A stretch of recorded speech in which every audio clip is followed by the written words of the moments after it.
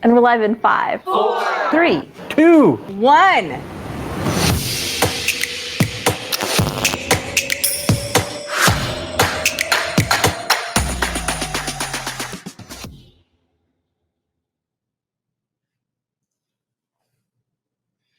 Hello, thanks for joining us today. I'm Dr. Anthony Bolden, pediatric neurologist here at SNI. And for today's neurology grand rounds, we're doing a pediatric neurology lecture, and we're happy to welcome Dr. Catherine Otten from Seattle Children's Hospital, where she's clinical associate professor. Catherine completed her medical school at University of Michigan. She did her child neurology residency at University of Washington. An additional neuroimmunology training at Boston Children's Hospital and Massachusetts General Hospital. She runs the Pediatric Neuroimmunology Clinic and Inflammatory Brain Disease Clinic at Seattle Children's Hospital. She works with the CDC on research in and surveillance of acute flaccid myelitis. Her clinical areas of interest are autoimmune neurology, general neurology, and providing outreach clinics for patients in rural Alaska. Her talk today is on pediatric autoimmune encephalitis. So please welcome Dr. Catherine Otten. Thank you so much for having me. I gave this talk an incredibly mundane title, Autoimmune Encephalitis. So I thought I'd do what we're all doing, an experiment with AI, which gave me a much more entertaining title, Neuroinflammatory Diseases, Breaking the Blood-Brain Barrier. Quick disclosures, I receive funding and salary support for the CDC related to acute flaccid myelitis work, nothing to do with today's topic. My goals today are to review the clinical presentation of pediatric patients with autoimmune encephalitis specifically, and then review some of the diagnostic tools and their limitations in making the diagnosis, and outline the pathophysiology, mainly as it pertains to the clinical management tools, and then discuss both the immunotherapy and supportive care for both acute and chronic management. So we'll start with a quick question. This is rhetorical since I know most of y'all are online. In which patient do you suspect autoimmune encephalitis? These are patients I've had.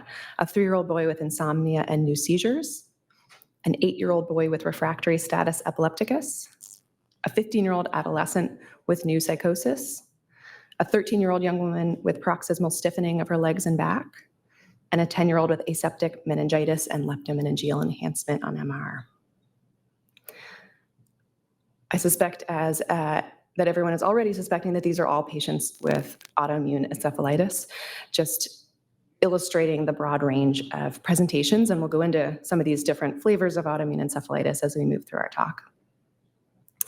A quick reminder that the diagnosis of autoimmune encephalitis is no longer the zebra that it was originally considered.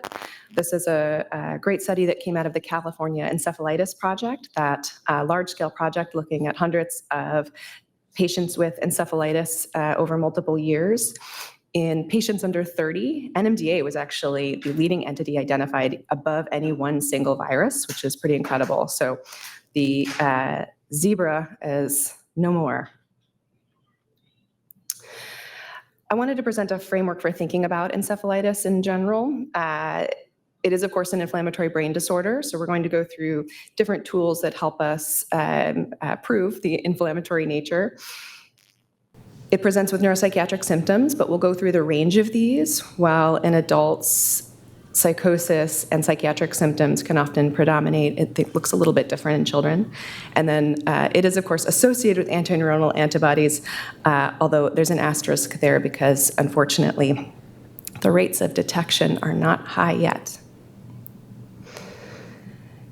In general, we think of it as an antibody-mediated disease because we do know now a number of antineuronal antibodies formed against different receptors, ion channels, and intracellular targets, although in some ways it is helpful to also think about it as an antibody-associated disease. That's because the antibodies detected may or may not be the pathogenic etiology, and it can be helpful to know in terms of which antibody you're dealing with whether or not you have an extracellular or an intracellular target for that antibody, because it can really help you distinguish what your flavor of autoimmune encephalitis may look like, what medicines it may respond to, and unfortunately a little bit about the prognosis. So antibodies binding to extracellular antigens, these would be things like NMDA, AMPA. These are antibodies that can immediately access their cognate antigen. We can understand the pathophysiology of these better. It's often more B-cell mediated, as evidenced by pathology studies, which show many more plasma cell infiltrates. And the symptoms, fortunately, are much more likely to be reversible and respond to immunotherapy, and choosing B-cell directed agents often makes sense for these patients. This is in direct contrast to those that have antibodies associated with an intracellular antigen. So unfortunately, we suspect these may be more of a surrogate biomarker rather than the pathogenic etiology themselves. And that's also supported by the pathology studies showing that there's higher rates of T-cell infiltrates, higher rates of apoptosis, and cytotoxic T-cell mediated destruction. And unfortunately, these patients tend to be less responsive to immunotherapy, and choosing agents that are not just B-cell-directed therapies often makes sense for this category. So I think this is a helpful framework when you have an antibody identified. But let's take a step back and think about how we approach a patient who might have autoimmune encephalitis even before you get to the antibody. So you'll start, of course, with your clinical suspicion based on the symptoms at hand. It's often a more acute or subacute presentation. Cognitive and behavioral symptoms are very common in the pediatric age group, but seizures are one of the leading symptoms they will present with, and movement disorders can be present as well. We'll go through the tools that we have available, the neurologist's trifecta, CSF, EEG, and MRI, but we'll also talk about the ancillary testing that can be considered to rule out alternatives, and then some of the pitfalls and pearls of using these tools. We'll start with a case. This is a case of mine. This was a 13-year-old boy who presented initially with seizures followed by behavioral changes. He had a preceding illness and then presented to the ER within a couple weeks with back-to-back generalized seizures. But by the third presentation, it was pretty clear that he wasn't recovering in between seizures as expected. He was becoming increasingly confused and had poor memory cited by his parents. He had agitation witnessed in the ER, and so here's a video just to give you a flavor of what they were seeing, theoretically.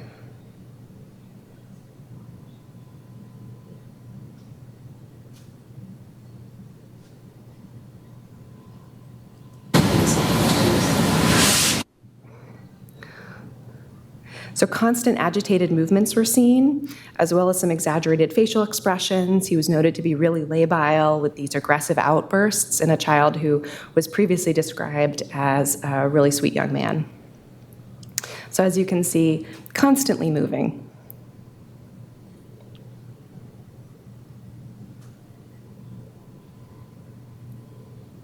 He was also witnessed to have some pretty abnormal and bizarre behavior, responding more to internal stimuli.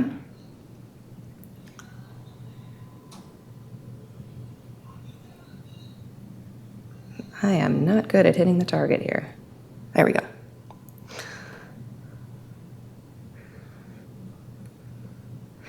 His attention could be engaged, but overall, he mainly responded to internal stimuli. One of the first tests he underwent was a brain MRI, really common first step. Unfortunately, this was very unhelpful. It was normal with the exception of a small lactate peak, not surprising given recent seizures. He had a normal CBC inflammatory markers and a urine toxicology screen. And as some of you, I'm sure, are suspecting, this is a case of autoimmune encephalitis. So how sensitive really is this MRI? Does this throw out that diagnosis for us? And the short answer is no, it's not that great a tool. In nice studies out there, MRI has been abnormal in only 1 in 3 patients at the onset of their disease. Of course, if you get an abnormality, and especially if it's a abnormality that's specific to one antibody, it can be really helpful. For instance, if you see the basal ganglia inflammation that you might expect with anti-DR2 antibodies, or if you see more temporal inflammation suggesting you have limbic encephalitis, that can be very helpful, or cortical involvement like with AMPA receptor. But for the most part, it's not helpful. So what did we do next? the neurologist trifecta. We went with the EEG next while he was in the ER. And this, again, can be a helpful tool, but has its limitations. One of the fantastic parts about EEG is that it is incredibly sensitive for autoimmune encephalitis. So if you are distinguishing between, say, a non-inflammatory etiology and autoimmune encephalitis, EEG is a great tool, but it's very nonspecific. So you're most likely to find something like delta range slowing or FIRDA. You are less likely to get, say, a specific pattern like the extreme delta brush pattern that we see in NMDA, since that's only present in about 30% of NMDA cases at the onset, and may or may not be helpful for you. In this case, we had generalized slowing with overriding beta for him, so was particularly helpful. And next he underwent CSF retrieval. He had a lymphocytic pleocytosis supportive of the diagnosis, and there was the presence of both an elevated IgG index and oligoclonal bands. So if we think about these tools that we have available, ranking them from most sensitive to least sensitive, as I mentioned, the EEG can be really helpful in terms of its sensitivity, although again, the specificity is so limited. CSF, especially cell count and oligoclonal bands, fall in the middle, and unfortunately, down at the bottom is MRI. Antineuronal antibodies, one of the first tools we think about using, is less than 50% sensitive for patients who meet diagnostic criteria for autoimmune encephalitis. So while it is a helpful tool, it definitely has its limitations as well. We'll go into detail on the antineuronal antibody testing panels available. But first, let's think about our ancillary testing. So with patients undergoing workup for autoimmune encephalitis, it's crucial to rule out alternatives. In pediatric patients specifically, infection and the metabolic genetic category are the two categories most likely to mimic autoimmune encephalitis. And so this is a non-exhaustive list of tests you may consider depending on the presentation, especially if it is a little atypical for autoimmune encephalitis. Let's circle back to our antineuronal antibody panel. The one that I prefer for pediatric patients is the pediatric autoimmune encephalopathy panel. There's a lot of overlap with the standard autoimmune encephalopathy panel that Mayo offers, starting with an immunofluorescence assay and then moving to cell-based testing for most of these. And what you can tell is this is a pretty great list to start with.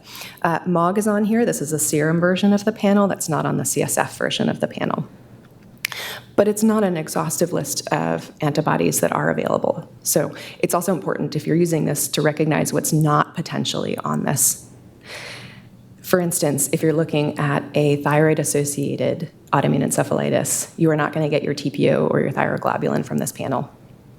If you're looking at basal ganglia lesions, you won't get anti-DR2. And if you have a patient you're suspecting stiff person syndrome, you will not get your glycine receptor antibodies off of this. And if it's a brainstem encephalitis, you'll have to send GQ1B off the ganglioside assay instead. So it's a great tool, but has its own limitations.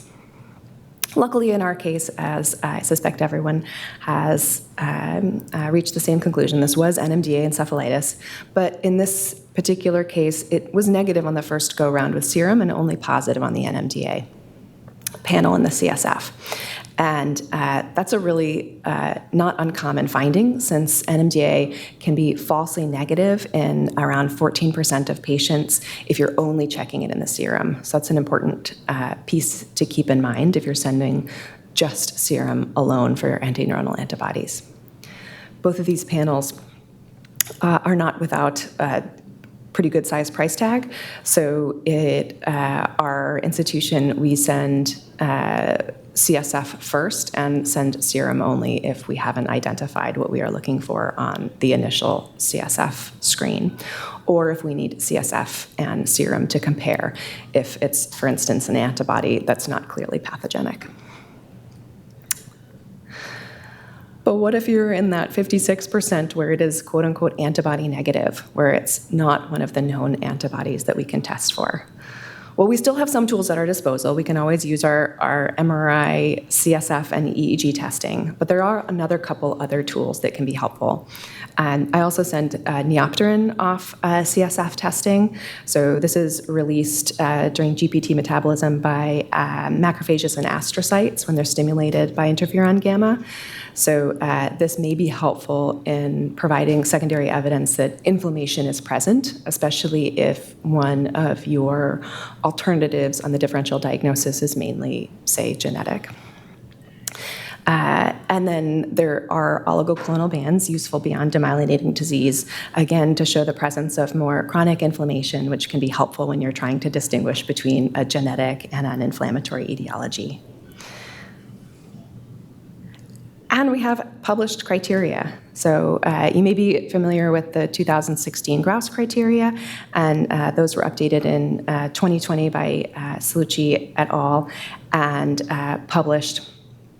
And it's a somewhat complicated algorithm, but essentially it boils down to you can meet criteria for probable autoimmune encephalitis without having an identified antineural antibody, as long as you have some other evidence of inflammation, whether that's your CSF testing, MRI, or a brain biopsy, and you have both a timeline and clinical signs and symptoms consistent with the disease. So there is a way to feel at least partially confident that you may be facing autoimmune encephalitis, even if your antibody panels come back negative. In that case, often we are considering options like a steroid trial, which may be appropriate. There are a few specific red flags to think about in pediatric patients. Because genetic and metabolic disease is a mimic of autoimmune encephalitis in this age group, a pre-existing history of developmental delay is particularly noteworthy as a potential red flag.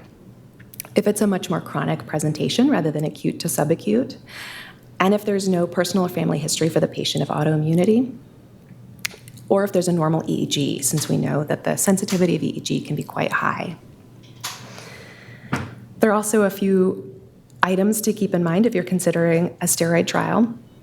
There is always the high risk for a placebo effect. And in pediatric patients, there are a few non-primary immune disorders that respond to steroids, such as headaches or epilepsy. And so being aware that your steroid trial might bring positive results, but that isn't necessarily conclusive. I find it helpful to define the endpoint and the duration prior to starting the therapy, as well as the objective measures that we're going to use to measure our success too. For example, if there are MRI abnormalities or obvious deficits on neuropsychologic testing, this may be reasonable to repeat before and after, say, a 3-month trial, so that you have a good understanding of what you plan to assay to determine the efficacy of your trial. Another pitfall, if you have a positive antibody, they're not always pathogenic, and there are some ways to think through the positive findings you have to make sure that what you're seeing truly is relevant to the patient.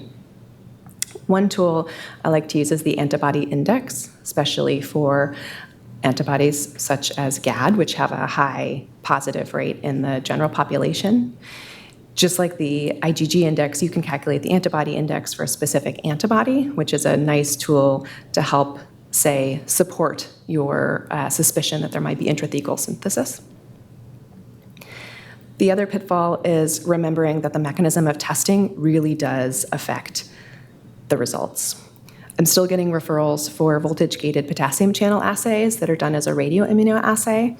And because those involve an immunoprecipitate, they're unearthing antigens that otherwise wouldn't be accessible to a patient's serum. So if you do get a positive off a radioimmunoassay for voltage-gated potassium channels, it's important to recognize that a cell-based assay is going to be much more specific. And so sending LGI1 and Caspr2 to flavors of voltage-gated potassium channel antibodies would be appropriate before jumping to conclusions. There are a number of other antibodies in which you might also be considering their pathogenicity. GAD65, we know about 1% of the population is positive and asymptomatic, really commonly detected after IVIG administration because of its high rate within the population. But it may be helpful to know at what value you're seeing it, because there's evidence that patients who are presenting with neurologic symptoms attributable to their GAD antibody-mediated disease are at much higher rates than patients, say, with type 1 diabetes. We're used to diagnosing type 1 diabetes in pediatric patients. We typically get rates around 20 to 40 versus in our patients with GAD-associated autoimmune encephalitis, they may be in the hundreds to thousands. So knowing the value may help you. The same is true for the antithyroid antibodies as well, although not quite to the same extent. But in one paper, anti-DPO titers were about twice what they were for those who had Hashimoto encephalitis versus those who had just thyroid disease. And ganglionic acetylcholine receptor antibodies are no longer on the pediatric panel, but they were one of the most common false positives before they were removed. They're present in about 0.5% of healthy controls, but in a high rate of cancer patients, even asymptomatic cancer patients too. So another one to consider. Luckily, though, we have the classic antibody-mediated autoimmune encephalitis that we're dealing with in our patient. As we know, this results in cross-linking internalization of the receptors and then reduced glutaminergic signaling. And there's two well-known triggers for NMDA receptor encephalitis, specifically the herpes simplex virus infection and then tumors, both resulting in neuronal cell destruction related to apoptosis, then resulting in antigen-presenting cells, bringing these back to the regional lymph nodes, where they then expose naive B cells to these processed antigens, ultimately leading to the differentiation of plasma cells and antibody production. In adults, there's a relatively classic presentation, starting with a viral prodrome, and then starting typically more with psychiatric symptoms. This is going to look a little bit different in children.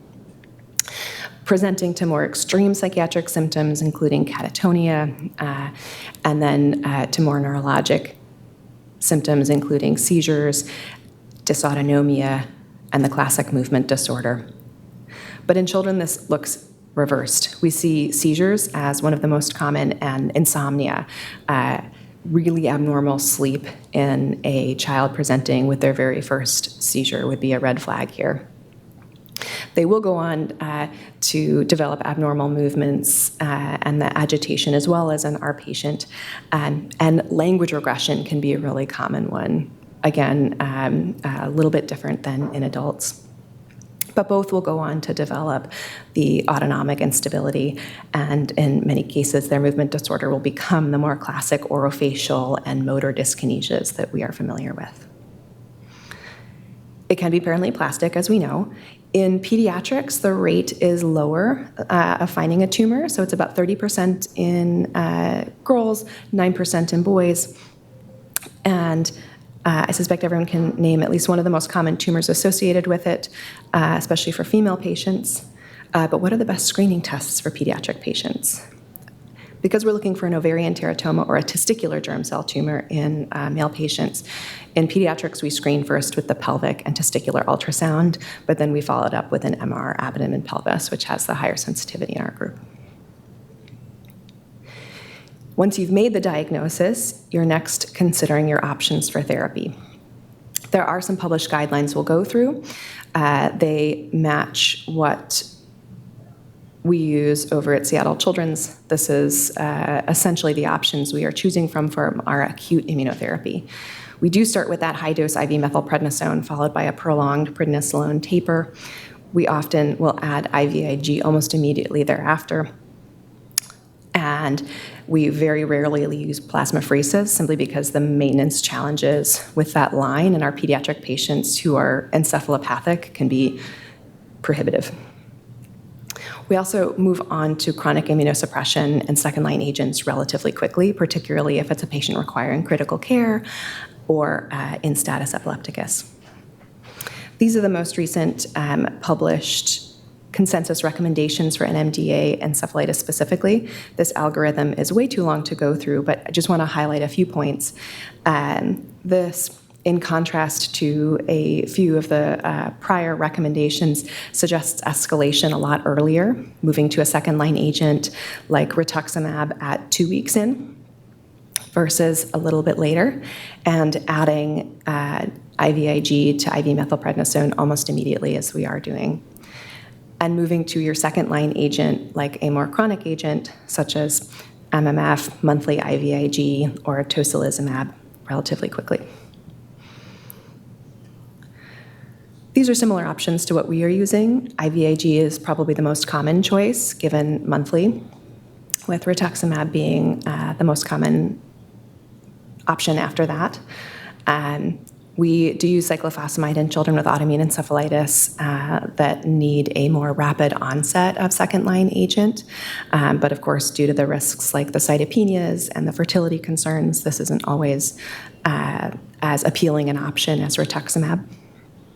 And increasingly, we're using tocilizumab since it has, again, a relatively rapid rate of onset and can be given both IV while the patient is inpatient, but then potentially even discharged with subQ administration. And for patients with a less aggressive course, then mycophenolate can be a nice option too, although with the gastrointestinal symptoms in pediatrics, Myfortic is often switched in. So in our case, we had a 13-year-old boy I mentioned with NMDA receptor encephalitis diagnosed. So he's still experiencing focal seizures despite now 3 different anti-seizure medicines. He's increasingly agitated and his hyperkinetic movements are becoming very challenging, especially for placement. Security is being called to assist to make sure that he is safe during cares. Psychiatry is consulted given the persistent encephalopathy, and he started on benzodiazepines, risperidone, quetiapine is trialed, clonidine is added for sleep, and sertraline is scheduled, along with Haldol PRN. So as you can tell, this is a pretty critically ill patient. What are the most common reasons for NMDA receptor encephalitis patients to require ICU care? In pediatrics, seizure predominates. That's the most likely reason they're going to be admitted to the unit, but respiratory failure and agitation are next on the list too, as for this patient. We are often closely monitoring for that autonomic instability, particularly bradycardia as well, but fortunately, those are not necessarily the top reasons that someone is admitted to critical care unit. The complications can be challenging. So I mentioned seizures and status epilepticus. There are a number of different anti-seizure medicines that are options. I prefer adding Depakote because it can be helpful with the dyskinesias as well as the seizures, so it can be a nice option. For the autonomic instability, bradycardia has been one of the most dangerous complications, whereas fortunately, it's more likely to be tachycardia, hypertension, and urinary retention that are seen. But placing patients on close monitoring and anticipating this dysautonomia can be essential. The encephalopathy can be incredible, and the risk for delirium is so high, and so having patients on delirium precautions from day one is appropriate. And then we'll talk next about the hyperkinesis and malignant hyperthermia-like picture that these patients can develop. And then, of course, there's dysphagia. For the encephalopathy, particularly like clonidine and quetiapine in our pediatric patients, but of course, there are a number of other options too. So our patient now admitted to the unit, he is febrile to 39.5, he's diaphoretic, and then he becomes suddenly hypertensive, rigid, he's got tachycardia, he's becoming increasingly unstable with apnea and bradycardia now. So of course this is alarming. What kind of medication-induced complication would folks be thinking about? I'll give some other clues. The CK was checked, it's now 20,000. He had a creatinine bump as well and a transaminitis. And his QTC is prolonged, so it's 466 in a pediatric patient. And he is on, notably, multiple medicines that could be contributing: risperidone, ondansetron, fosphenytoin, diphenhydramine, and sertraline. Well, the ICU, rightfully so, was concerned about the possibility of a neuroleptic malignant syndrome versus a serotonin syndrome, and so discontinued the agents for which these could be putting him at risk, and started hydration, baclofen, and clonazepam. And this is a known potential complication for patients with NMDA receptor encephalitis. The suspicion is that this is related to the reduced NMDA receptor functioning, then causing subsequent glutaminergic and dopaminergic dysregulation, and so putting these patients at risk for this NMS-like picture following the administration of antipsychotics. And it can happen with both first-generation and second-generation antipsychotics, but it will look similar to NMS. They'll become rigid, their temperature will go up, their heart rate will go up, and they may develop rhabdomyolysis and acute kidney injury like our patient. But fortunately, our patient ended up receiving his immunotherapy, and 6 years later, at age 19, he is still being treated. He's receiving monthly IVIG, which he has been for the past 6 years. He's had a few milder relapses, which is not uncommon for the relapse to be less severe than the initial presentation. And not uncommon, since 23% of pediatric patients will relapse. It's a little bit lower than the adult numbers.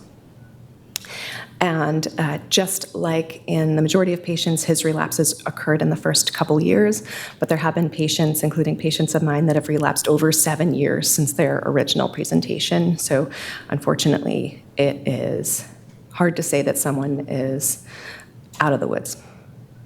He escalated up to rituximab and so has been maintained on that. He developed a second autoimmune diagnosis, celiac disease, also common in NMDA receptor encephalitis to have other evidence of autoimmunity. And at age 19, he has some of the most common sequelae. He has epilepsy and cognitive impairment. And so at age 19, he's working on using public transportation and graduated high school with an IEP support and is in a transitional program for life skills with the goal of independence. So now that I've told you that about 1 in 5 patients will relapse, are there any tools that we can use to help predict that relapse rate? Well, I wish I could tell you that the titer is extremely predictive, but unfortunately it hasn't panned out to be a great tool. The CSF titer weakly correlates with relapse, as you can see here, but the serum titer, which is what you'd actually be checking rather than a repeat LP, is less helpful. And there have been some pretty stunning cases, like a case of a kindergarten teacher who was asymptomatic for 15 years and still had detectable NMDA antibodies within her CSF. All right, enough about NMDA encephalitis. Let's talk about all the other flavors of Oreos. When we're thinking about autoimmune encephalitis, I think it can be really helpful, because there are so many overlapping presentations, to think about the unique features of certain specific antibody-mediated conditions. Because antineural antibody testing takes a week or 2 to come back, it can be really helpful if you know ahead of time what you might be facing, and identifying unique features that will give you a clue can be very helpful. So, for instance, the orofacial dyskinesias that we just saw in our NMDA patient, but you can also see faciobrachiodystonia and hyponatremia and anti-LGI1. You can get gastrointestinal symptoms like diarrhea and deep PPX, neuromyotonia/Morvan syndrome and Casper-2, peripheral neuropathy and anti-HU and anti-MA, the muscle stiffening and spasms with our anti-GAD and anti-glycine receptor-mediated patients, the autonomic neuronopathy with anti-ganglionic acetylcholine receptor antibodies, and then the dystonia Parkinsonism with anti-DR2, the confusion and psychiatric predominant symptoms in a pediatric patient with NMDA and mGlu-R5, and then status epilepticus with the anti-GABA. If you have a unique imaging feature, that can also be helpful, but we know that the likelihood of that is not high. And in some cases, you may be left with neither, but you may be able to at least categorize a form of autoimmune encephalitis, like limbic encephalitis. We know that this somewhat nonspecific form of autoimmune encephalitis has multiple autoantibodies that have been identified with it, and it has a pretty classic presentation attributable to the temporal hippocampal involvement with cognitive impairment, memory dysfunction, and seizures arising from that region. Let's take a look at a different case. So this is a gentleman having stress-induced pain and spasms. And they come on rather abruptly and end rather abruptly. You can see from the home videos what he was facing.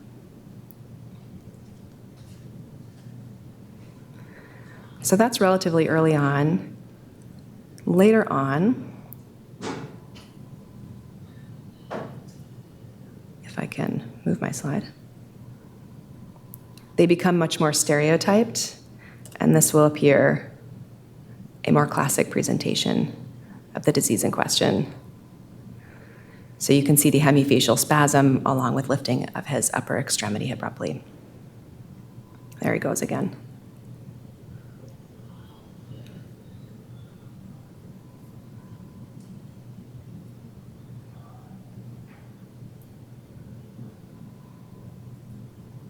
So this, of course, is faciobrachiodystonia, this unique feature of anti-LGI1. This is the second most common identified antibody after NMDA. It also has an extracellular epitope, so you're dealing with a visible antigen. And it has those unique features I mentioned, the hyponatremia and the faciobrachiodystonic seizures. But it can also come as just a more non-specific form of autoimmune encephalitis with focal seizures, with memory loss, and encephalopathy attributable to limbic involvement. All right, let's look at another flavor. So the sound is not important, but what I'll tell you is he's expressing his anxiety about what's going on. In a moment, we're going to pan down to his legs and get a better view of the movements he's experiencing.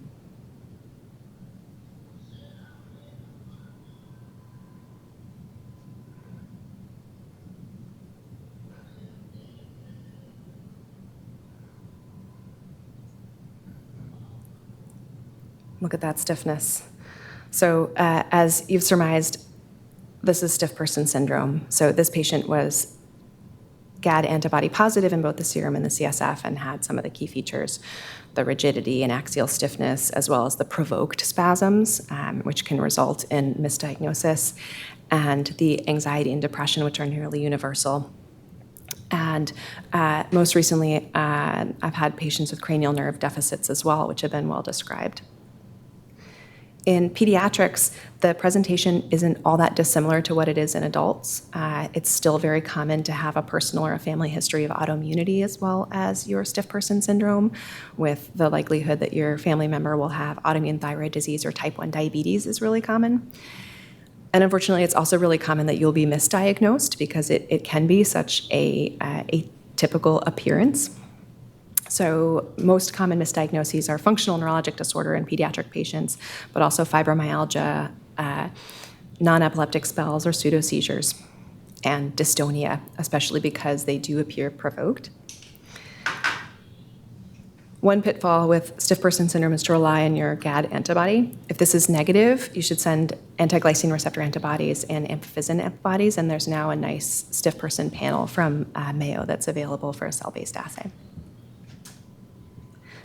All right, let's look at a new flavor. This is a patient with new onset dysautonomia and pain.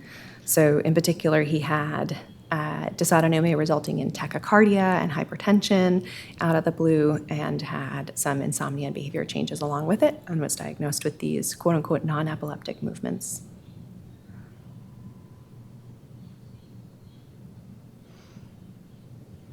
So you can tell a little faster, a little less stiff than our last patient. This is Casper-2 mediated autoimmune encephalitis. And in pediatric patients, this doesn't always present with the classic neuromyotonia or myoclonus, but the peripheral nerve pain can be pretty excruciating, and they can present with a more limbic encephalitis-like picture, and sometimes ataxia as well. So another extracellular antigen. All right, let's move on to Bickerstaff's.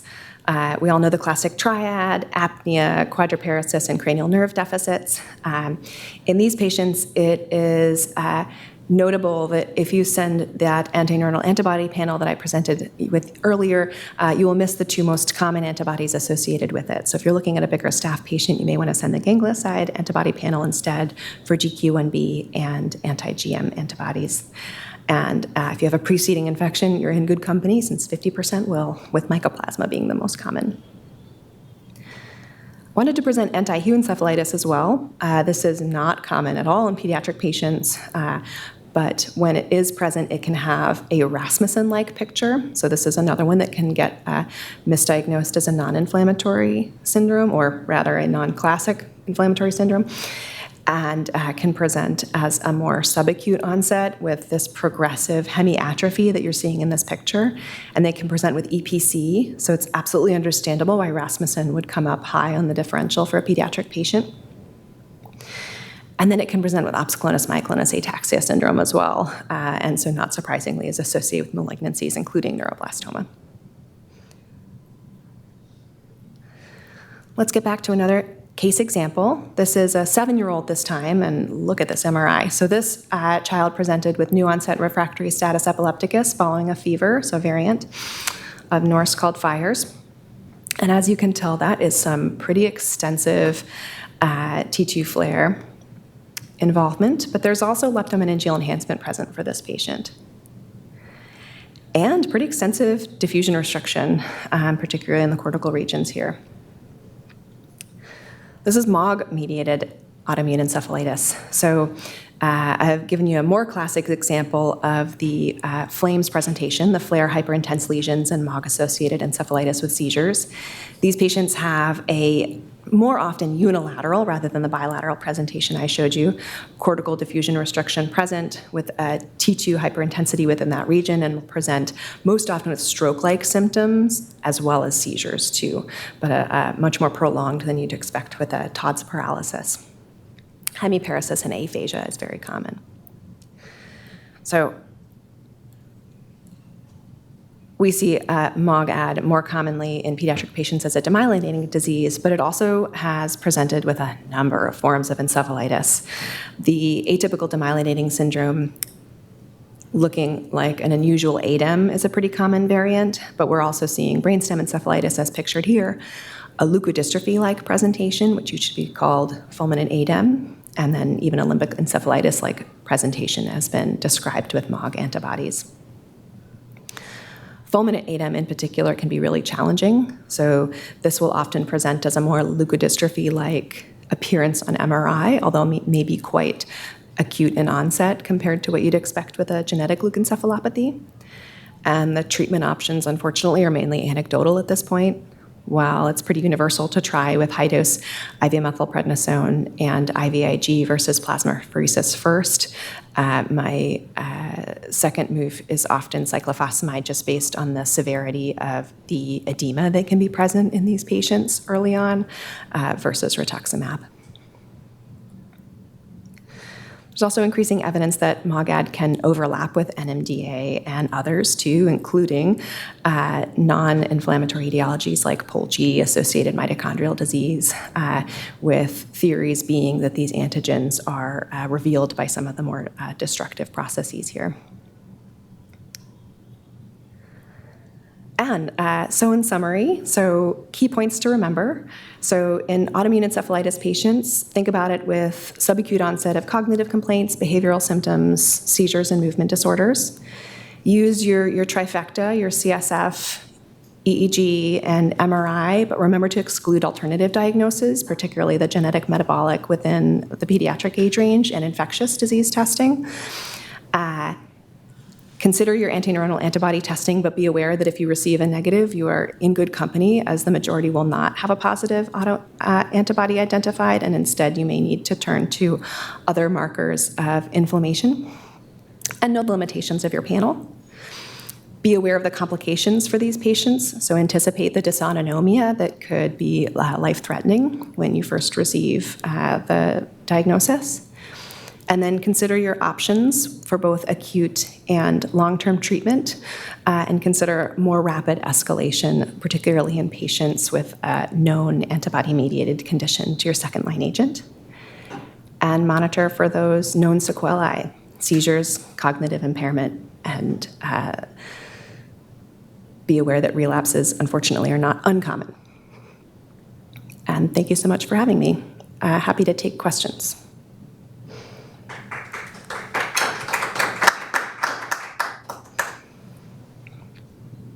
This is Eastern Washington, where one of the case examples is from Ancient Lake.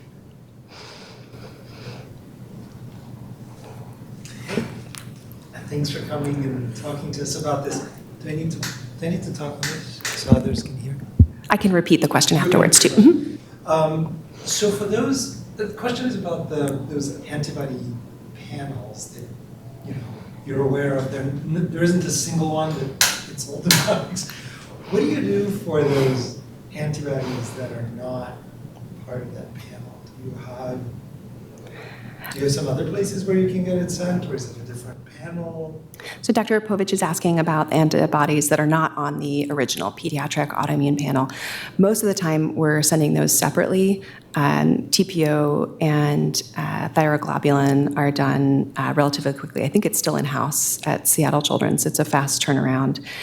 And GQ1B and the ganglioside antibodies, you have to send a separate panel, but it can be done through Mayo as well, so off the same sample, which is helpful, especially if you're tapping a tinier person. And then the stiff person panel I have typically sent separately as well, because you can't get glycine receptor antibodies off the generic pediatric autoimmune encephalopathy panel. So it can get expensive, which is why it can be helpful to narrow down clinically what you're suspecting and proceed with stepwise testing rather than a wide number of tests all at once. Thank you. I wish there was a universal panel with all, but I imagine it would be cost prohibitive. Just want to make a small comment about age and EEG, maybe related. So some of the autoimmune encephalitis in older people, like LGI1, even during those FBD episodes, EEG can be normal. Mm-hmm. So maybe in peds population, EEG can be that litmus test if it's really autoimmune or not. But in adults, you can actually end up with a normal EEG. Dr. Povich is pointing out that in adult patients, including specifically in LGI1 patients, you can have a normal EEG despite what appears clinically to be a very focal seizure. And while EEG is a really good tool in pediatrics, it may not be, it is not 95% sensitive within the adult population, which is true. We also have a slightly different differential in pediatric patients too, so I suspect that our differential looks quite different. We're trying to distinguish often between inflammatory and non-inflammatory etiologies, as well as infection. For infection, next-gen sequencing has been my test of choice to make sure that I really haven't missed anything. We've had cases of amoebiasis, as well as a couple other very rare infections that wouldn't have been detected without next-gen sequencing, thankfully. Whereas the genetic metabolic category, we have the option to do testing like a rapid genome, but it's never as rapid as you want it to be. And so using tools that help ahead of time distinguish that this is likely a inherited condition versus an inflammatory condition can be helpful. But I imagine that looks different in adults. Thanks, Kathy. That was a great talk. Kind of a follow-up question about the diagnostic testing. It's kind of a broad question. I don't know if there's really an answer to it, but it's a question that you come across, at least in the clinic or in the hospital. You said about 15% negative, false negative on this serum for NMDA. The list of other autoimmune encephalitis, is there kind of a broad statement you can make about serum versus CSF with those? You are, in general, more likely to capture it on CSF for a number of antibodies, but there are a few, like MOG, which is not on the CSF panel, or aquaporin 4, which you may be more likely to detect in serum. So we do go with CSF first, in part because we know that NMDA is the most likely form of autoimmune encephalitis that we will detect. But you can't be 100% certain with CSF testing alone, since there are a few that you would detect at higher rates on the serum.